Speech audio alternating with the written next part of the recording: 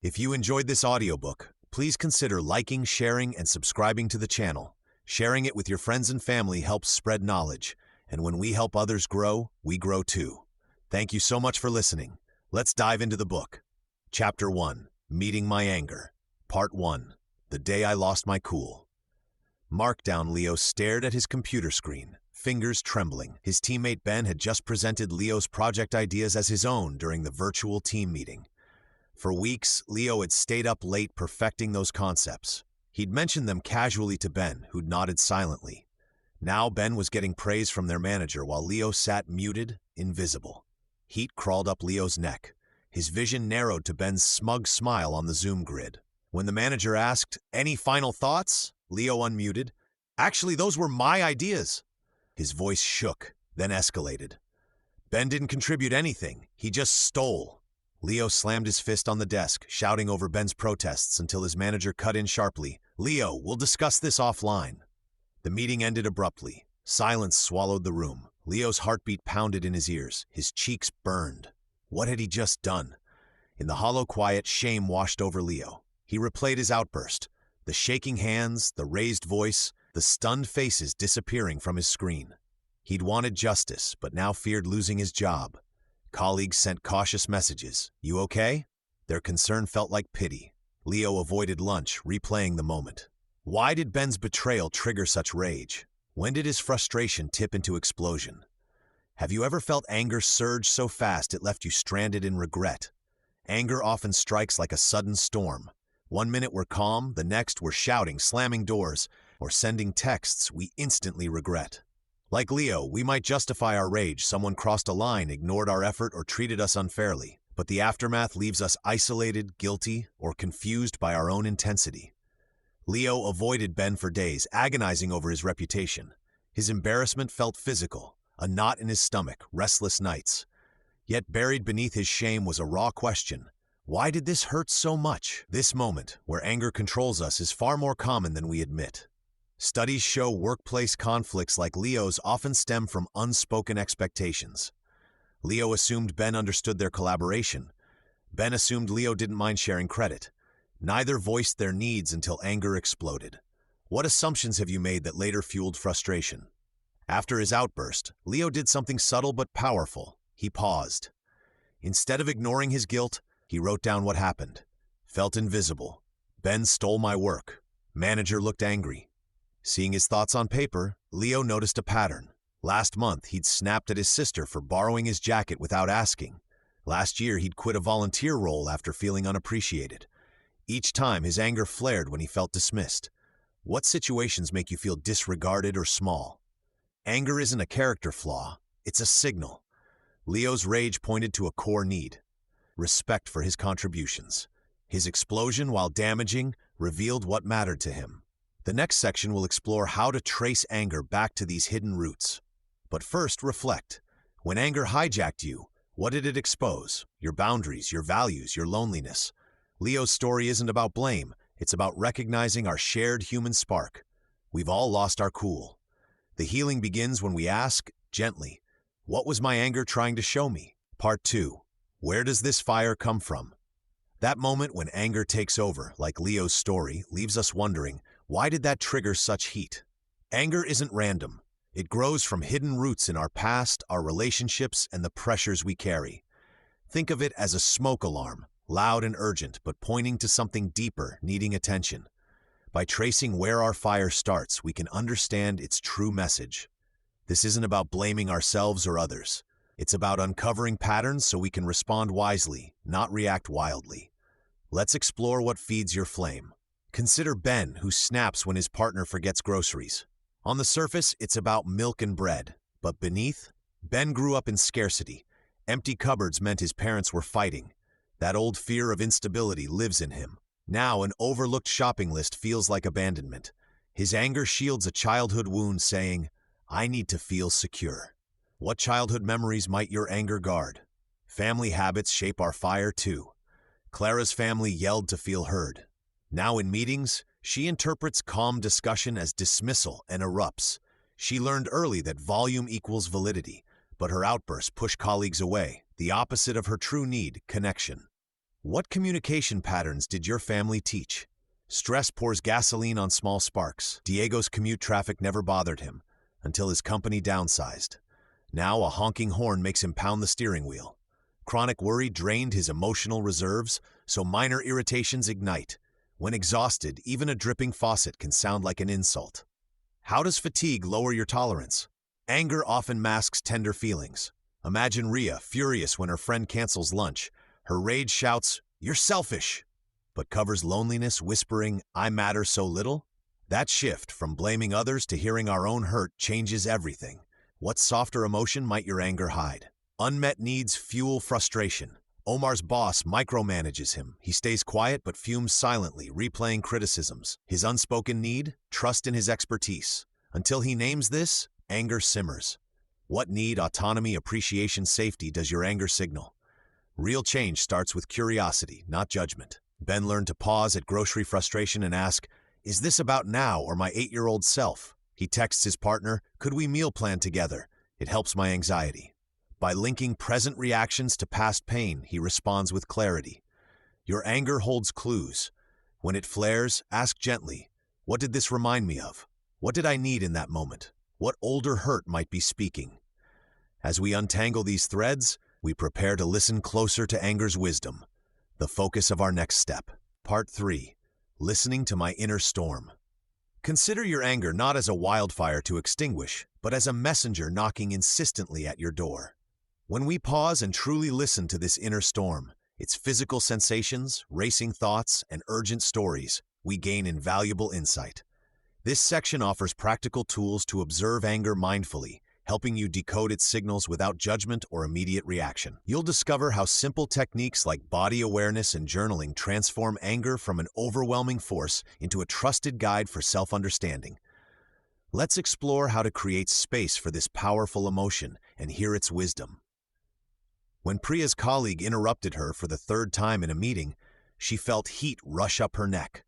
Her fists tightened under the table, and her thoughts raced. "He always does this. He doesn't value my ideas at all."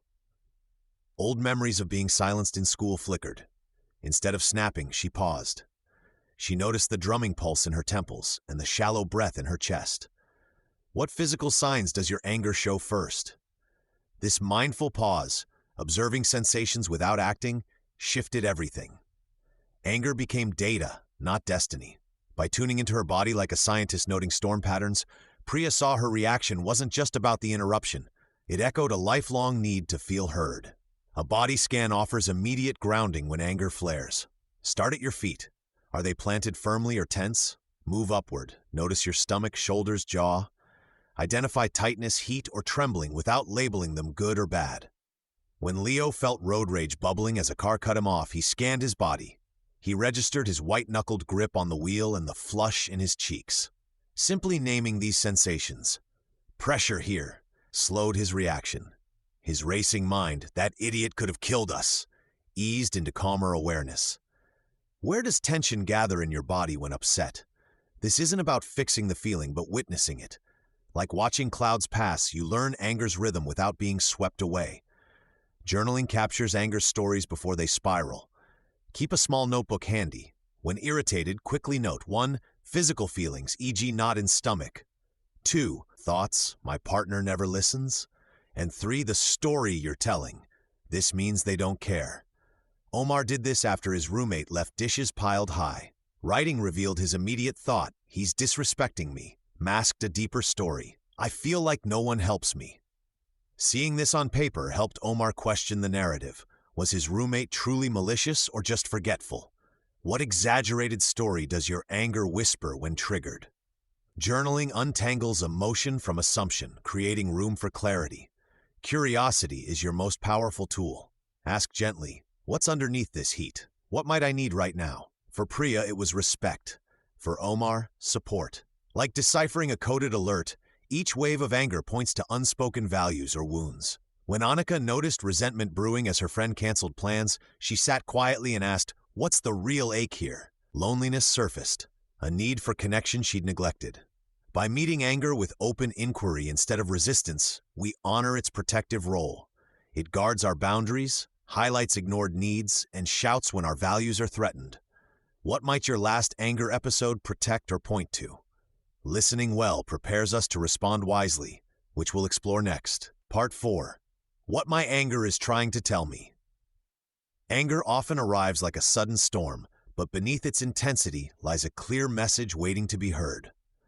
This section helps you interpret those signals, whether it's a boundary violation, a neglected need, or a value under threat.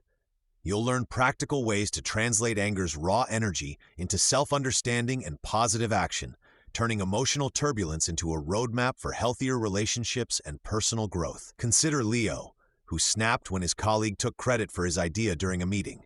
His clenched fists and racing heart weren't just about the stolen idea. They signaled a deeper need for professional respect. By pausing to ask, "What is this anger protecting?" Leo realized it defended his value of fairness. Later, he calmly discussed attribution norms with his team, preventing future conflicts. Like a smoke alarm blaring in a quiet house, anger draws attention to what demands care. Fatima felt rage bubble up whenever her sister borrowed clothes without asking. Initially, she dismissed it as pettiness, but when she reflected, "What does this anger want me to change?" she uncovered a pattern. Her boundaries around personal space were routinely ignored. She practiced saying, "I'm glad you like my style. Let's ask before borrowing next time." This shift transformed resentment into mutual respect. Anger often guards our limits. When we listen, we reinforce them with clarity, not conflict. Ben erupted when his neighbor's dog destroyed his garden. After shouting, guilt set in. Digging deeper, Ben recognized his anger wasn't about the flowers. It stemmed from feeling powerless in his own home. His unmet need was security. He installed a fence and offered the neighbor dog training tips, addressing the root cause peacefully. Before, anger left him ashamed. Now, it guided him towards solutions. Where has anger recently made you feel out of control? What core need might it point to? Jasmine constantly covered for a late coworker until one day she lashed out. Beneath the outburst lay exhaustion from unspoken expectations. Her anger shouted, "My effort isn't valued." By identifying this, she scheduled a talk. "When I handle extra work, I need acknowledgement." The result? Shared responsibilities and less resentment. Anger exposes gaps between our actions and needs. Closing them starts with honest questions, not accusations. Research shows anger arises within 0.15 seconds of a perceived threat, flooding our system with urgency. Yet its true purpose is protective, not destructive. Think of it as a loyal guard dog barking at intruders. The task isn't to silence it, but to understand why it alarmed. When did your anger last feel like an overreaction? What hidden boundary or value might it have been defending? Kieran noticed simmering irritation during family visits. Instead of suppressing it, he journaled, "What's beneath this?" He uncovered grief. His career choices conflicted with cultural expectations. His anger shielded his right to self-determination. He began sharing his goals gently, easing tension. Like deciphering a friend's coded distress call, anger reveals truths we avoid in calm moments. Practical step. Next time anger flares, pause. Ask 1. What need feels threatened, e.g. safety, respect, rest? 2. What boundary was crossed, e.g. time, space, promises, e.g. honesty, equality, family? This reframes anger from a crisis to a conversation starter. By honoring its message, we advocate for ourselves without burning bridges, proving that even fire can light the way forward. Chapter 2, The Turning Point. Part 1, The Pause That Changed Everything. Imagine a small moment that stops a big problem. That's the power of the pause. When anger flares, hitting pause gives you back control. It's like pressing mute during a loud argument. Suddenly you hear yourself think. This section shows how brief pauses transform explosive moments into turning points. You'll learn simple ways to create breathing room between what triggers you and how you respond. Real stories prove that seconds of awareness change everything. These aren't tricks to hide anger, but tools to choose your reaction wisely. Start discovering how micro-pauses rewrite your anger story today. Ben felt his face burn as his manager criticized his report. "This is amateur work," she snapped, tossing papers on his desk. Ben's fists clenched under the table. Every muscle screamed to shout back. But then he remembered the pause technique. He silently counted 1, 2, 3 while breathing slowly through his nose. What if you tried counting just 3 breaths next time anger surges? That tiny gap changed everything. Ben noticed his racing heart. He saw his boss's tired eyes. When he finally spoke, his voice was steady. "I'll improve this. Let's discuss your key concerns." The meeting shifted from combat to collaboration. This pause isn't about swallowing anger. It's inserting a choice point between spark and explosion. Think of it as creating a buffer zone, like hitting pause during a heated movie scene. Simple methods work best. Counting. Silently count to 5 while breathing out longer than you breathe in. Physical reset. Step outside or splash water on your face. Sentence starter. Whisper, "I need a moment," before responding. Rashida avoided family dinners because her brother always teased her about being single. One night, he smirked. "Still eating alone?" She stood up abruptly, but instead of yelling, she walked to the kitchen. Standing by the sink, she counted 10 heartbeats. What bodily signals warn you that anger's building? That pause revealed her real hurt. She missed their childhood closeness. Returning, she said calmly, "Those jokes sting. Can we talk about something else?" Her brother later apologized, a first in years. The magic happens because anger hijacks your brain in 0.3 seconds. Pausing activates your prefrontal cortex, the rational decision maker. Studies show even 90-second pauses reduce outbursts by 60%. It breaks the fight-flight loop by lowering your heart rate, reducing stress hormones, allowing perspective. Try this today. Place sticky notes saying "pause" where anger often strikes, your car dashboard, computer monitor, or refrigerator. When triggered, let that note remind you to stop moving. Notice 3 physical sensations: tingling hands, tight shoulders. Breathe until you exhale twice. Remember when young Marco threw his math book across the room? His teacher didn't scold him immediately. She waited 7 seconds while straightening her glasses. "That frustration tells me you care about getting this right," she finally said. Marco later shared he'd failed the previous test. That pause transformed shame into support. Your challenge this week: practice pausing during mild irritations, traffic jams, long queues, misplaced keys. What tiny pause could prevent your next regret? Each intentional delay builds your emotional toolkit. Tomorrow we'll explore how breath control deepens this calm. For now, master the art of the space between. Part 2. Breathing in the heat. Your breath holds a quiet power to transform anger's fire into clear thought. This section offers immediate tools for those heated moments when your pulse races and words threaten to spill. You'll discover simple breathing methods backed by science, learn why they calm your nervous system, and practice through real scenarios. These techniques work anywhere, during a tense call, in traffic, or facing criticism. Like a portable anchor, your breath becomes a steadying force when emotions surge. Let's explore how turning attention to your inhales and exhales can create space between trigger and reaction, giving you control when it matters most. When anger flares, your body shifts into high alert. Your heart pounds, muscles tighten, and thoughts race. This ancient survival response floods you with stress chemicals. But slow breathing signals safety to your brain. It activates your body's natural calming network, slowing your pulse and relaxing tense muscles. Lena, a teacher, uses this during parent meetings. When a father criticized her grading, she felt heat rise in her chest. Instead of arguing, she took 3 slow breaths, inhaling for 4 counts, exhaling for 6. Her shoulders dropped, and she replied calmly, "Let's look at this together." The discussion moved from conflict to solutions. What happens in your body when you pause to breathe during stress? Try this now. Sit comfortably. Place one hand on your belly. Breathe in slowly through your nose for 4 seconds, feeling your abdomen expand like a balloon filling. Hold briefly. Exhale through pursed lips for 6 seconds, as if blowing out candles. Repeat 4 times. Notice any shifts in your body? This extended exhale triggers your relaxation response more powerfully than inhaling. Research shows lengthening exhalation lowers blood pressure and reduces cortisol within minutes. Tom, a mechanic, practices while stuck in traffic. He counts breaths instead of cursing other drivers. "It keeps my hands from shaking on the steering wheel," he says. Could this technique shorten your recovery after frustration? Consistency builds resilience. Practice breathing exercises during calm moments, while waiting for coffee or before bed. This trains your nervous system to access calm faster during crises.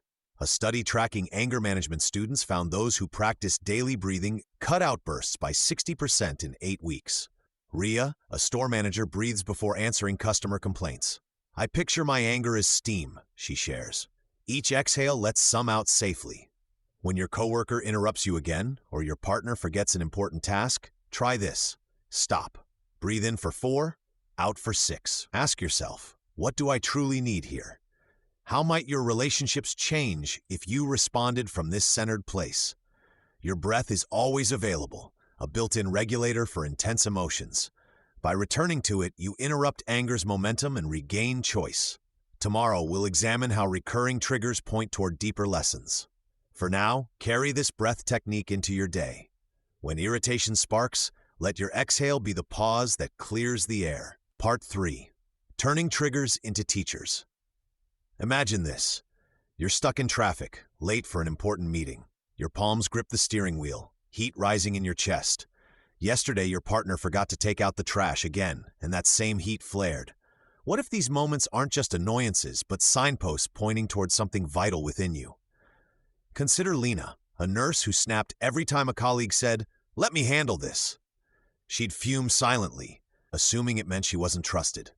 After practicing the breathing pause from our last section, she paused mid-reaction. In that space, she asked, "Why does this specific comment ignite me?" She recalled her first job where her ideas were constantly dismissed.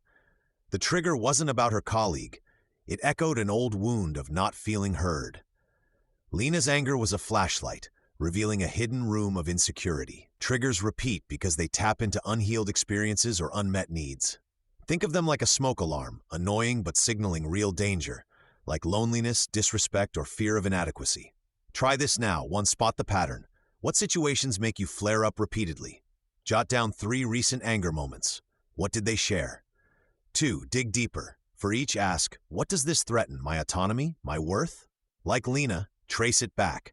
Did a childhood experience plant this seed? 3. Reframe the trigger. Instead of thinking, this person ruins my day, ask, what lesson is this moment offering? Take Arjun, a teacher who raged when students talked over him. His pause revealed a core belief. If I'm not in control, I'm failing.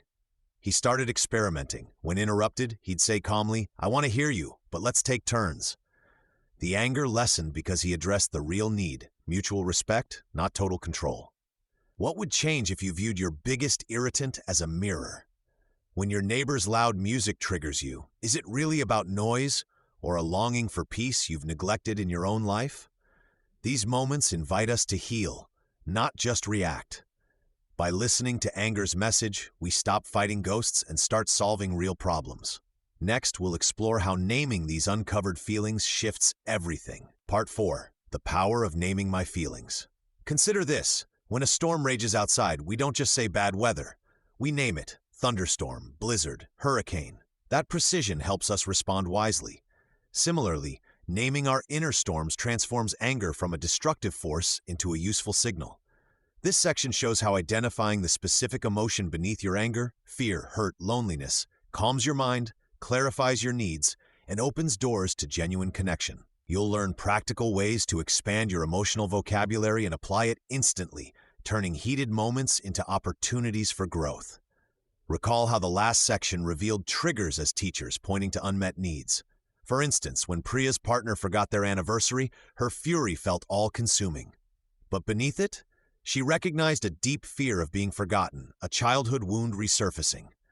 Simply whispering to herself, "This is hurt, not hate," softened her reaction. She later shared, "I felt lonely, not you're selfish," which sparked understanding instead of conflict. What primary emotion might your last anger outburst have masked? Many of us describe feelings in broad strokes, angry or stressed, like labeling every fruit food. This limits our ability to address root causes.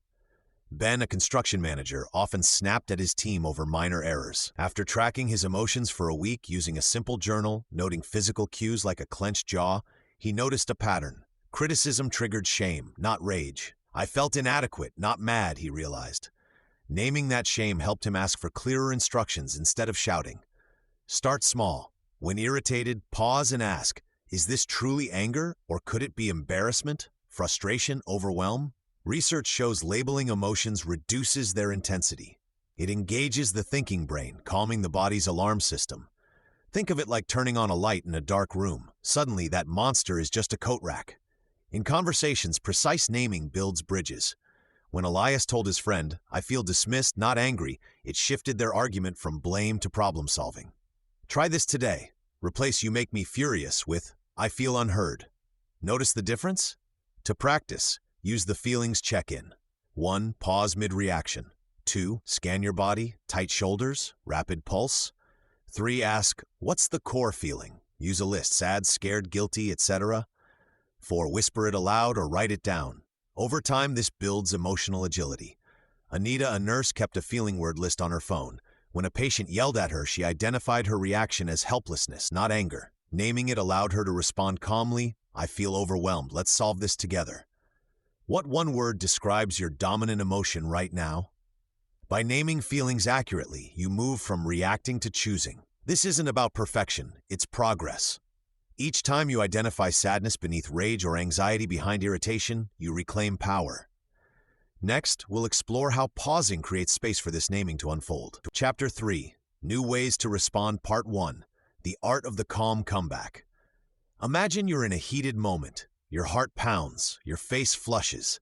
What if instead of lashing out or shutting down, you could reply with steady clarity?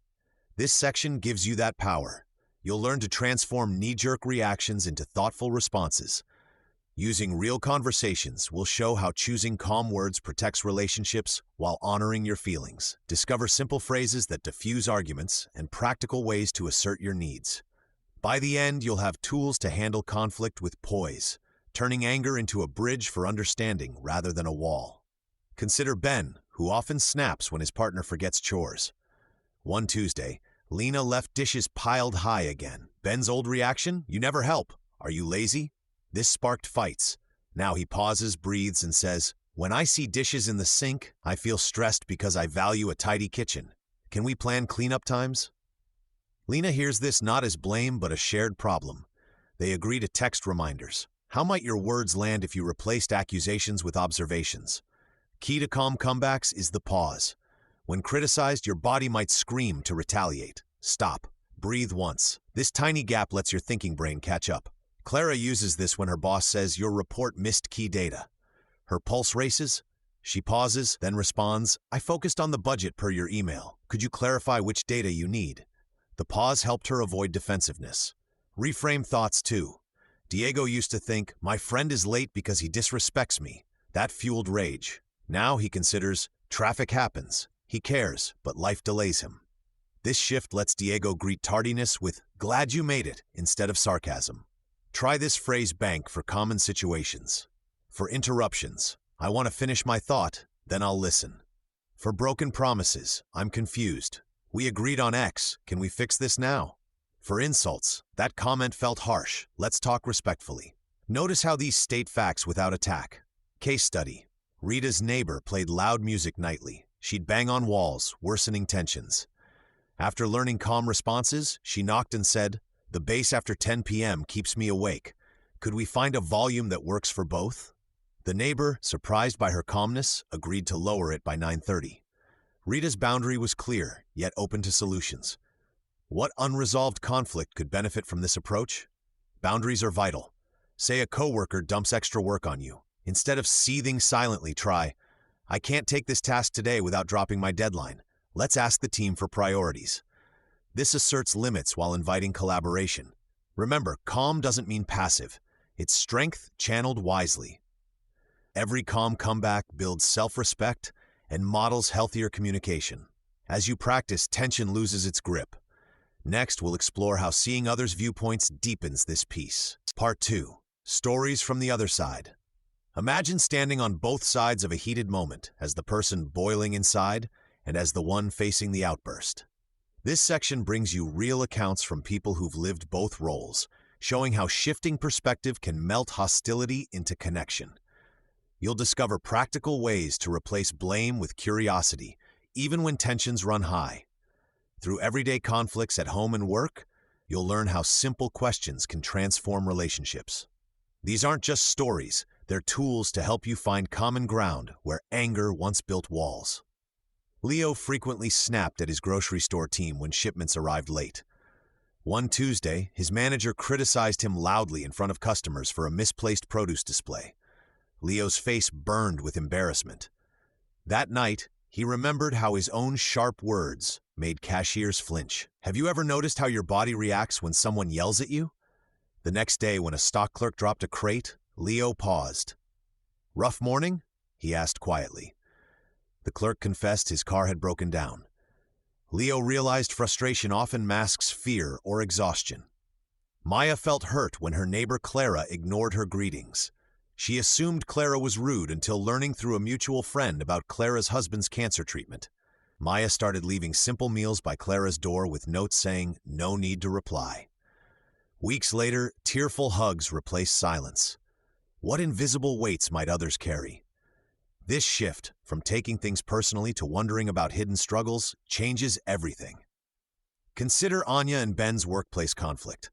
Anya felt Ben undermined her in meetings, while Ben thought Anya hogged projects. Their supervisor had them swap chairs and reenact a recent dispute while answering, "What do I wish they understood about my situation?" Anya shared her fear of being overlooked for promotion. Ben revealed his insecurity about lacking formal education. They created a shared document to track contributions, ending their turf war. When anger flares, try this 3-step pause. 1. Breathe slowly while counting to 5. 2. Ask yourself, what pain might be driving them? 3. Respond with, "Help me understand," instead of accusations. A father, Tom, used this when his teenager slammed doors after curfew. Instead of shouting, Tom said, "You're usually responsible. What made tonight different?" His son admitted being teased about his old phone. They discussed budgeting for a replacement. Had Tom led with anger, he'd never have known. Hospitals train staff with anger mapping exercises. Nurses recall times they've been patients themselves, vulnerable in gowns, awaiting scary results. This memory helps them hear the fear beneath a visitor's outburst. Could your reaction to someone's anger be different if you imagined them as a scared child? Every conflict holds 2 hidden stories. Uncovering them requires replacing, "Why are you attacking me?" with, "What wound might this protect?" The cashier's curt tone might mask back pain. The friend's cancellation could hide depression. This isn't excusing harm, but recognizing shared humanity.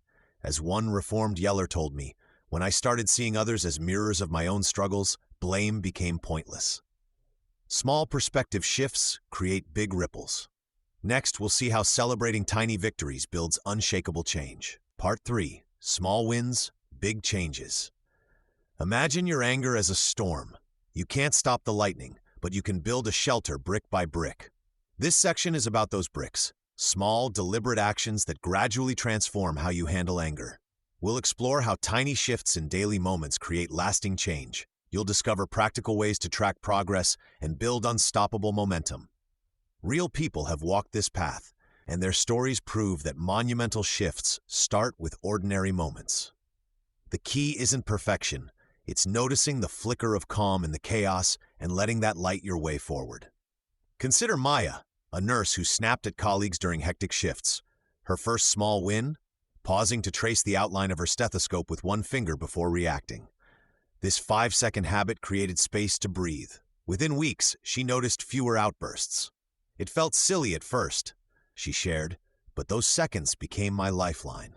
Like Maya, you might start by naming your emotions silently. "This is frustration," or replacing "you always" with "I feel" in arguments. These micro changes rewire reactions over time. Why focus on minor adjustments?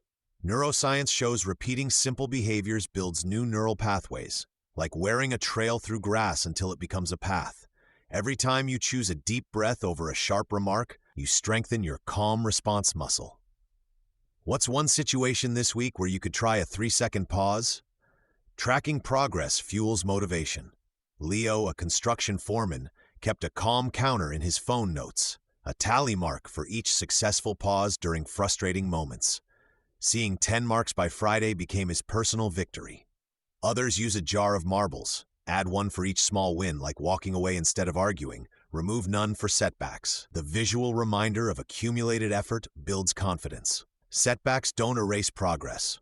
When Priya yelled at her teen after months of improvement, she reflected, "Before, I'd spiral into shame. Now I ask, what triggered me? How will I repair this?" Her small win was analyzing the pattern without self-attack. When you slip up, what compassionate question could you ask yourself instead of criticizing? Celebrate incremental shifts. Noticed you spoke more softly during a disagreement? That's a win. Manage just one mindful breath in traffic? Another win. These moments compound like interest, seemingly insignificant deposits that grow into transformative change. As Maya observed, I didn't become patient overnight, but after 6 months my coworker said, "You seem lighter." That lightness came from hundreds of small choices. Next, we'll explore how these accumulated wins create resilience even when old patterns resurface. Part 4. When I slip up and what I learned. Even when we make progress, old habits sometimes resurface. That's perfectly normal. This section explores how to handle those moments with kindness toward yourself. We'll share real stories of setbacks and the valuable lessons they taught. You'll learn practical ways to repair relationships, reflect on what happened, and move forward with greater wisdom. Understanding that growth isn't a straight line helps build lasting resilience. Ravi had been practicing mindful breathing for weeks. When his neighbor's dog ruined his garden again, he snapped. "I yelled things I regret," he shared. His first thought was, "I failed." But then he paused. When you react angrily despite your efforts, what's your immediate self-talk? Instead of self-blame, Ravi asked, "What triggered me so intensely?" He realized exhaustion and repeated incidents amplified his reaction. This reflection became his turning point. He apologized to his neighbor the next day. "I overreacted. Your dog's digging frustrates me, but shouting wasn't okay. Can we discuss solutions?" The neighbor agreed to install a fence. Repairing the interaction strengthened their relationship. Ravi's insight? The slip-up taught me more than weeks of calm ever did. Setbacks expose hidden triggers. Lena's story shows this. She'd mastered calm responses at work until a colleague took credit for her idea. Her anger flared publicly. Initially ashamed, she journaled that evening. Why did this hurt so much? She uncovered a childhood pattern of being silenced. What unresolved past experiences might fuel your reactions today?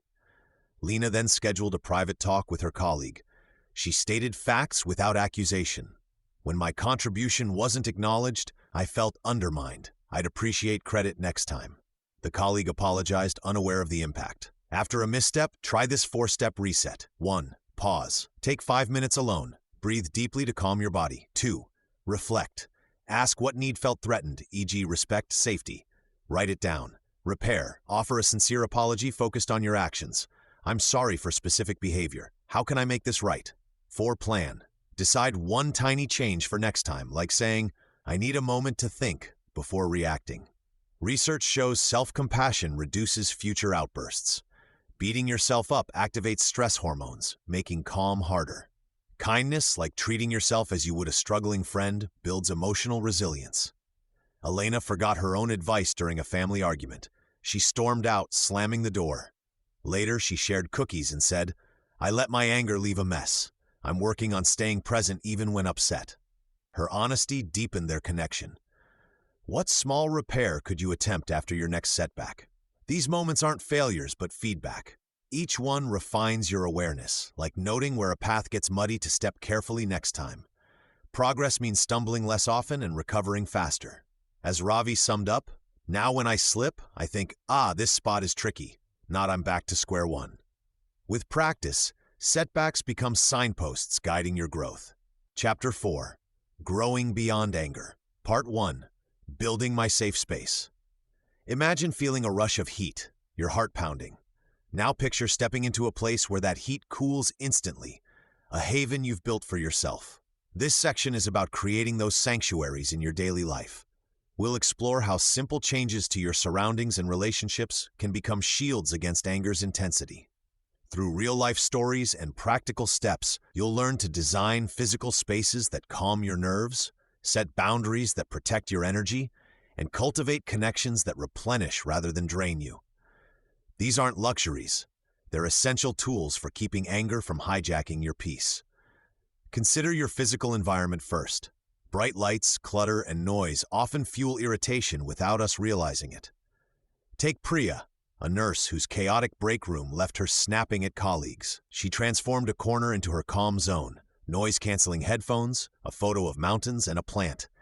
Within weeks, her midday tension dropped noticeably. What small area in your home or workplace could become your reset button? Start by identifying one sensory trigger, maybe flickering lights or a buzzing fridge, and eliminate it. Relationships act as emotional scaffolding.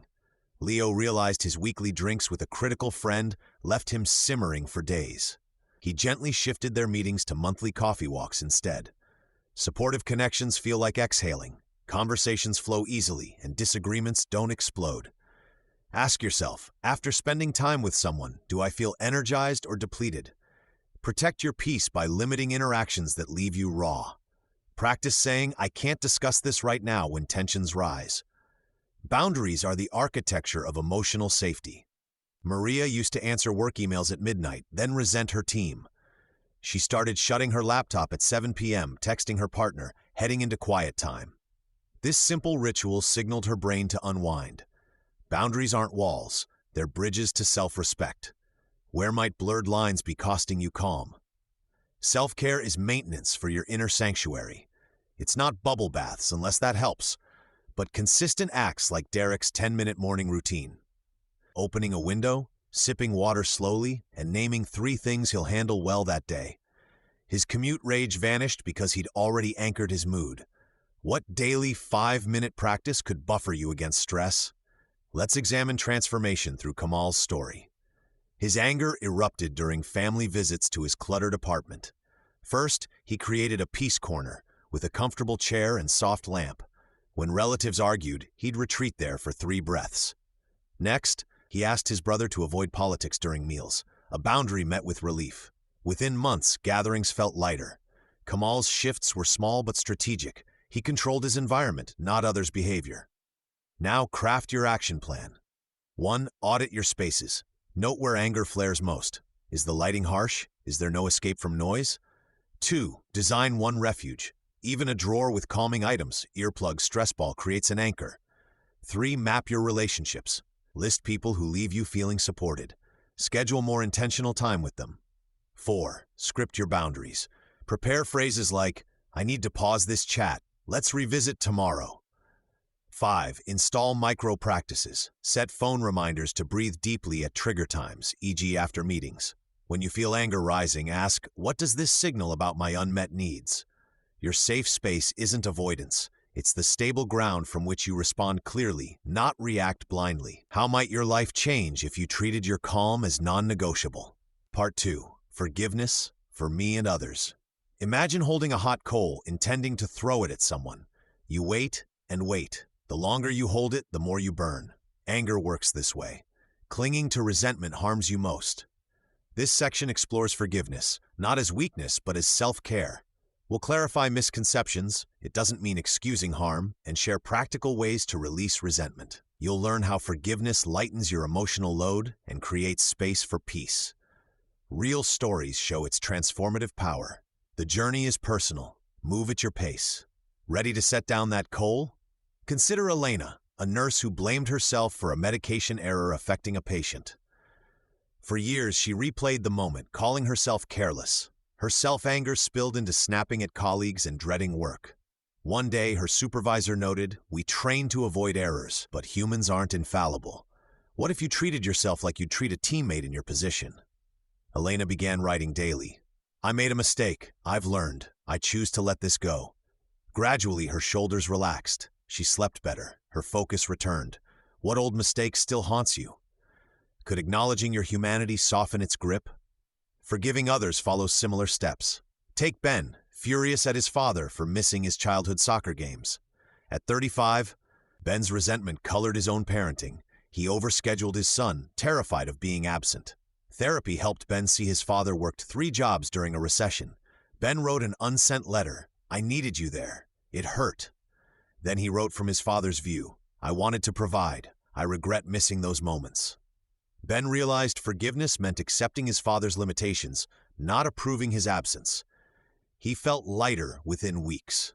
Forgiveness isn't saying the harm was acceptable, forgetting what happened, necessarily reconciling. You can forgive without reconnecting. It is freeing yourself from bitterness, choosing peace over punishment, a gift to your well-being. Start small. Priya forgave her neighbor for damaging her garden, not by dismissing the act, but by saying, "I won't let this incident steal my joy in gardening." She replanted the flowers. Try this. List one lingering resentment.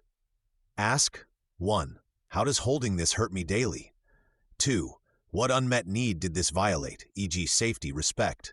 3. Can I honor that need now without the offender's involvement? A study of conflict resolution shows that writing 3 things you genuinely appreciate about someone who hurt you, even "they taught me resilience," reduces anger biomarkers. Like Elena and Ben, focus on your healing, not their remorse.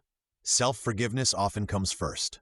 One man who yelled at his daughter started each morning saying, "Today, I choose patience." When he slipped, he'd whisper, "Repair, not regret," and apologize immediately. His shame cycles shortened. Forgiveness is a muscle. Some days you'll feel resistance. That's normal. Celebrate tiny releases. A deep breath when recalling a hurt, or one less complaint about an old wound. Each step reclaims your peace. As you build safer spaces externally, like we discussed earlier, this internal work helps you inhabit them fully. Soon, we'll explore sharing these journeys. But for now, consider, what weight could you set down today? Part 3, Sharing My Story. Your journey with anger isn't just yours. It's part of a shared human experience. When we voice our struggles, we transform isolation into connection and shame into strength. This section explores how telling your story creates healing ripples for you and others. You'll discover safe ways to express your truth through writing, conversation, or art, and see real examples of how this builds communities where anger loses its stigma. By finding your voice, you turn pain into purpose. Consider Priya, who felt trapped by her explosive reactions. After months of practicing forgiveness, she wrote a raw poem about yelling at her son over spilled milk. She shared it anonymously online. Within days, parents replied, "This is me," and "How did you calm down?" Their responses helped Priya see her anger as a teacher, not a flaw. She later started a local group where people discuss triggers over coffee. Now, when frustration bubbles, she texts a member first, cutting outbursts by half. Sharing works because it rewires loneliness. Research shows that suppressing emotions increases stress hormones, while expressing them builds resilience. But how do you start? Begin small.